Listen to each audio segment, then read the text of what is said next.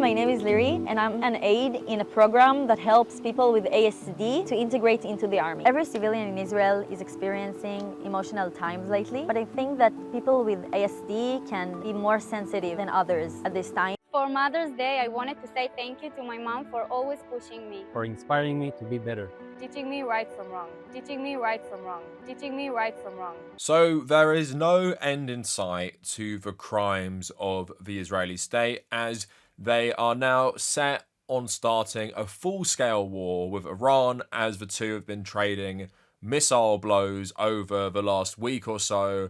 And it's really like a scary moment for the entire region because we really don't know what's going to happen. Donald Trump keeps posting inconsistent things. It does seem like the US firmly does want the Israelis to engage in a full war with Iran. We've seen various leaders of the European Union also say that they support this as well.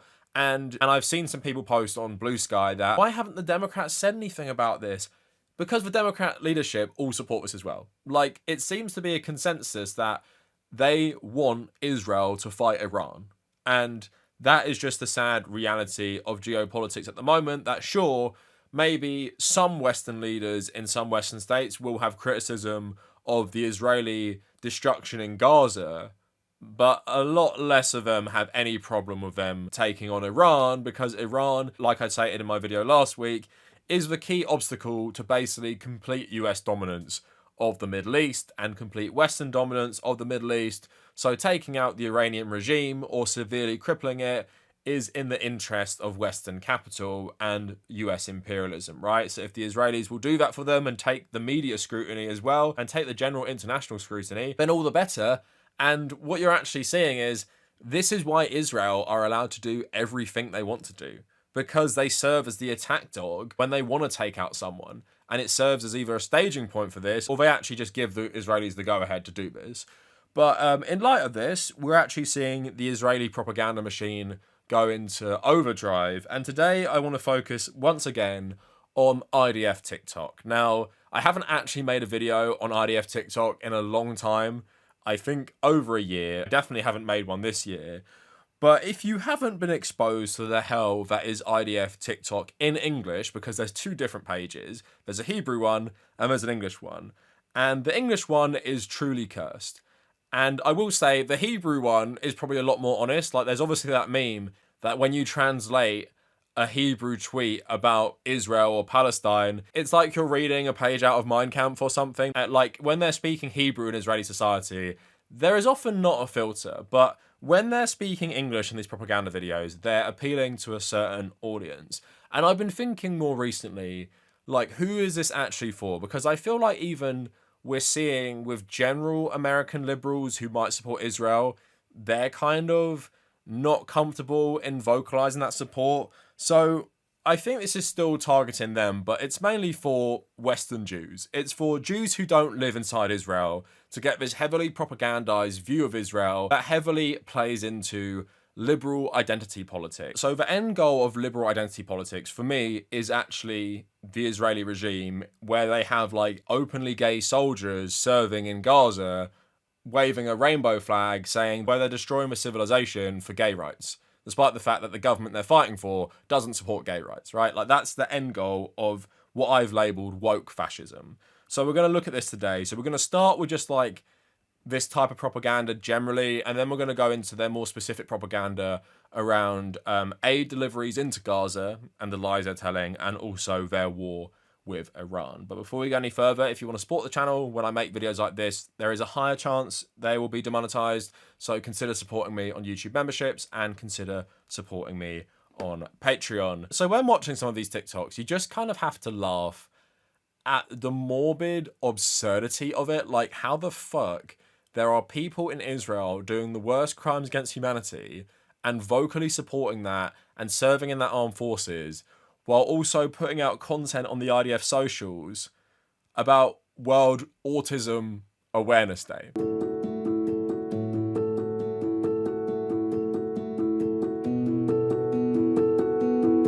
Hey, my name is Liri, and I'm an aide in a program that helps people with ASD to integrate into the army. A lot of my soldiers serve in a lot of units in the army, like the Intelligence Directorate, the Cyber Defense Directorate, and the Air Force. I completed a month-long course in the Education and Youth Corps. The course included learning from professional therapists and teachers that work with autistic people. Every civilian in Israel is experiencing emotional times lately, but I think that people with ASD can be more sensitive than others at this time, and I'm happy to give them a safe space to share their feelings. I'm really proud to be in the position I am. Whether a soldier is on the ASD spectrum or not, everyone has a meaningful role to play to defend our country. I 100% do not believe that the IDF would be welcoming to people with autism.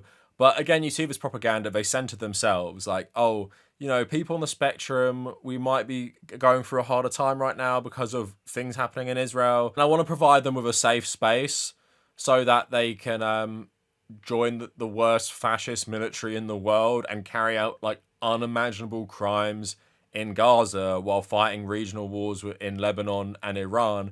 Like, you just see the absurdity of this propaganda, right? But then that's why you have to ask yourself, who is this for? Like, if you said in Israeli society, like, I really want to make the IDF a safe space for autistic soldiers, like, what would they say to you? I'm pretty sure they wouldn't be too kind. But when we're trying to appeal to like American Jewish liberals in like New York City, then yeah, maybe paying lip service to like neurodivergence and like that they will be more than welcome in the modern SS.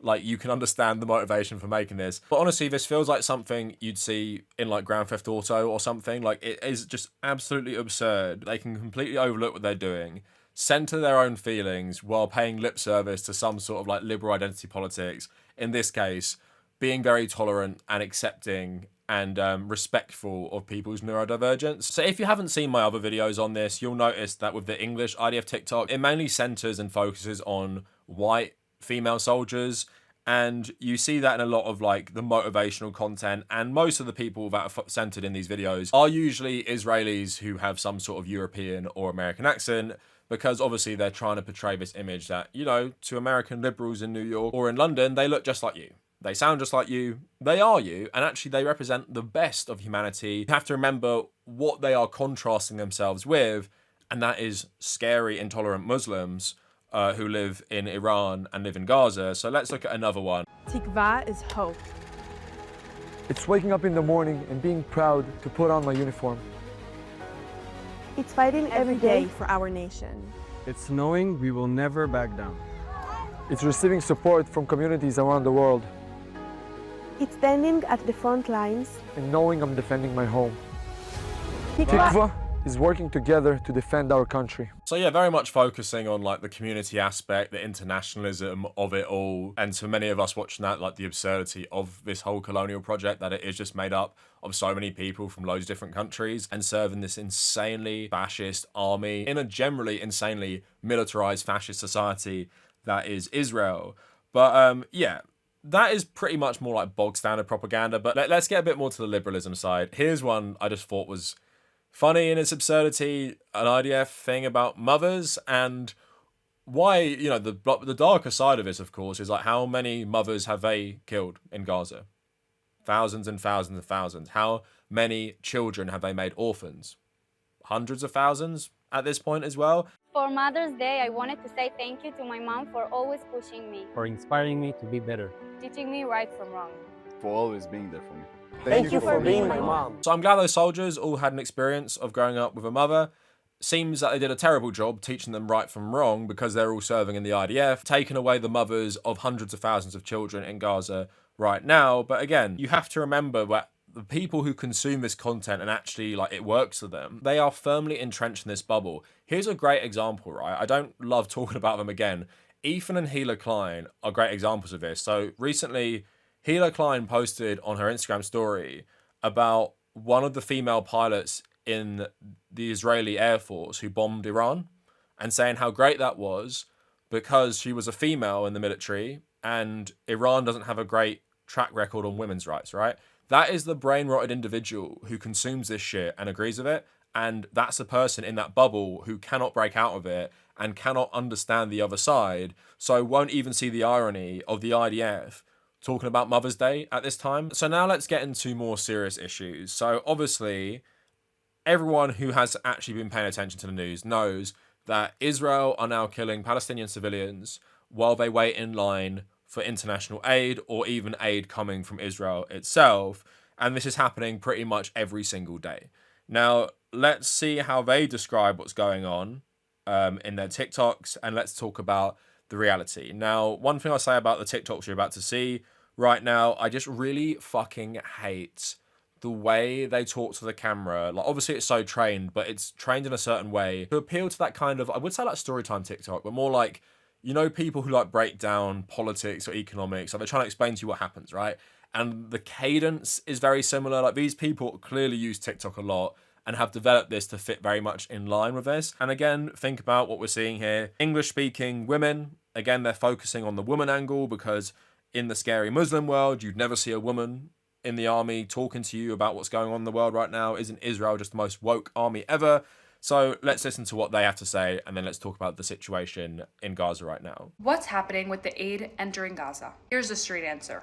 Every day, we deal with a tough reality, facilitating humanitarian aid into a war zone. Since the beginning of the war, over 1.8 million tons of aid have entered Gaza. Hundreds of trucks go in every week, filled with food, water, medicine, and more. There are several operational aid centers throughout Gaza, secure, organized spaces where civilians can come to receive aid directly, safely, and without Hamas's interference. We will continue facilitating aid into Gaza while protecting our civilians and operating for the return of our hostages. Hope that helped. Food, flour, baby formula, medicine, and medical supplies. Since the beginning of the war, the IDF has facilitated the entry of over 1.7 million tons of humanitarian aid into Gaza. Just this past week, from Monday to Saturday, 388 aid trucks delivered food, baby formula, flour for bakeries, medicine, and medical equipment. Food aid truck entries have been conducted in accordance with a situation assessment and in order to prevent any shortages. In recent days, hundreds of trucks have entered Gaza, including significant quantities of baby food and flour for bakeries. The IDF, along with international partners, will continue to facilitate aid into Gaza. So you guys might ask yourselves, why do Israel even bother bringing aid to Gaza? And let's just put in the small caveat that for, I think it was like 3 months, like no aid was allowed in Gaza. That was the whole point of like Greta Thunberg and the boat going to Gaza was because they weren't getting aid. So the reason they do this, the reason they film it, of course, is because when people say, well, you want to destroy the whole of Gaza and claim it for Israel, you want to kill every single Palestinian or at least expel them from Gaza. And they will say, why would we do that when we're feeding them? We're saving these people. How can you argue that we're doing this when we're giving them resources and supplies? You clearly just hate us. And then they say the other part of, we can't help it if Hamas steal the supplies and keep it all for themselves. We go in there with good intentions. It's for pure propaganda reasons. Before we get past the absurdity of like completely destroying a territory and then going in with aid afterwards, right? Before we get into the absurdity of that, the amount of aid they give is not nearly enough compared to what they've done. And also they restrict outside aid a lot. And also they restrict obviously loads of journalists from international companies going in and seeing the reality. They completely control the narrative. So again, if you're in this liberal Zionist bubble, you consume this type of propaganda, you listen to these arguments, it works for you, right? For a lot of us, we just see it as the most absurd fucking thing ever. And of course, reality that even the international press can't ignore, even though they're still trying to frame it as like Hamas-run ministry says, so it's not so it's unreliable. Dozens killed by Israeli fire near Gaza aid sites. Drop site, which of course will give you the actual story. American physician Dr. Mark Brunner from Oregon, currently volunteering in Gaza, spoke from the NASA medical complex. Every time there's a so-called food distribution, we know there's going to be annihilation. He said Israeli forces today not only opened fire on malnourished civilians waiting for food, but also launched tank shells into the crowd. The first couple days we were seeing isolated injuries. Today it's reported that tanks have been used at food distribution centres, which makes much more sense. We're seeing multi-trauma. And apparently this tank firing killed 51 people in a Gaza crowd, probably a lot more confirmed by now. So it's pretty clear Israel is a completely unaccountable rogue state, and it's deliberately targeting some of the most starving people in the world at these distribution centres. Heard reports of obviously starving people fighting to get these resources. They probably use that as justification to start shooting into these crowds, although at the same time, they don't need a justification. They're just going to do it anyway. And the quicker you understand that they just want to kill every single person there, the better, because that's what they want to do. They want to starve them. They do not care how it's done. It even starts seeming like they're trying to lure these people in to actually target them with the aid. And obviously what it also does, if you do this a couple of times, people are going to be scared to go to the aid centres because they think you're going to kill them. So it achieves their goals on multiple fronts, scares people, actually directly kills them. Of course, the Western governments don't even give a shit.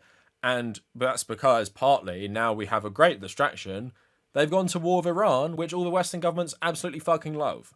So they're not even thinking about Gaza right now because there's a situation in Iran. And for lots of people, they're now scared of this escalating. Like I made that video about everyone fear-mongering about World War III. Go watch that video because World War III isn't happening, but yes, a bigger regional war could occur. So they're not even focusing on what's going on here. I explained the situation better in that video, but again, the propaganda coming out of Israel, it isn't even trying to be based in any facts, right? It's just so blatant. But again, when you're in that bubble who's celebrating girl boss feminism for a female IDF pilot bombing an apartment building in Tehran, then this is probably going to work for you as well, where you're going to talk about, oh my God, Hamas are stealing it. Oh my God, they're actually going to the aid centres and they're trying to cause trouble. You believe all the shit these people are saying. And that also comes to Iran, where obviously Israel attacked first. So Israel attacked Iran first. There is no disputing that. Israel doesn't dispute it. Israel actually brags about it. Their justification is Iran is close to getting a nuclear weapon, which they're not. There's no evidence this is true. Netanyahu has been saying this for about 30 years, but they keep saying it as justification to attack Iran. And again, Western countries love it because they want Iran taken out as well. So they don't give a shit if it's true or not. So here is the IDF justifying this. Israel has just now completed the first wave of strikes against Iranian nuclear targets. We are striking Iran to make sure we do not reach the point of no return with a nuclear Iran threatening the world. It is not about Israel. It is about the whole world. Iranian leaders have been saying for years, it only starts with us. It moves on to the West, so make sure you stand with Israel and you stand for what's right. Operational recap. What happened last night?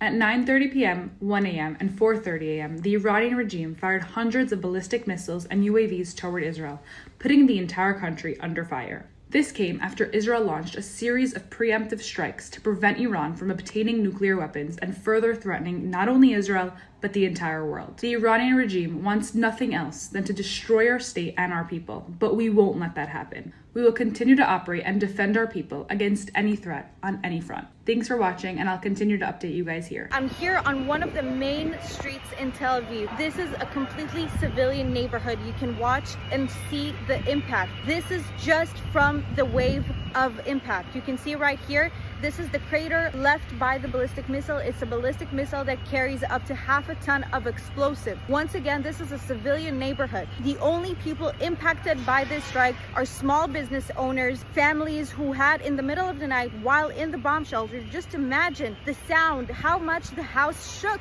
when this is what's left of it. Neighborhood where there are no military bases, no military presence. This is Iran. This is the Iranian regime. They do not care what they hit as long as they cause destruction. So in the Western imagination and the Israeli mind, Israel is allowed a nuclear weapon. Israel is allowed nuclear weapons, despite the fact it is probably the best example of a rogue state we have in the entire world, despite Iran having that label for a long, long time. And that's why it must attack Iran first, because we can't have Iran with a nuclear bomb. Because as many people have argued, and this goes back all the way to like new atheists who used to argue this as well, like Christopher Hitchens and Sam Harris, if Iran got a nuclear bomb, then they're just going to launch it straight away because they're Muslim and Muslims want paradise.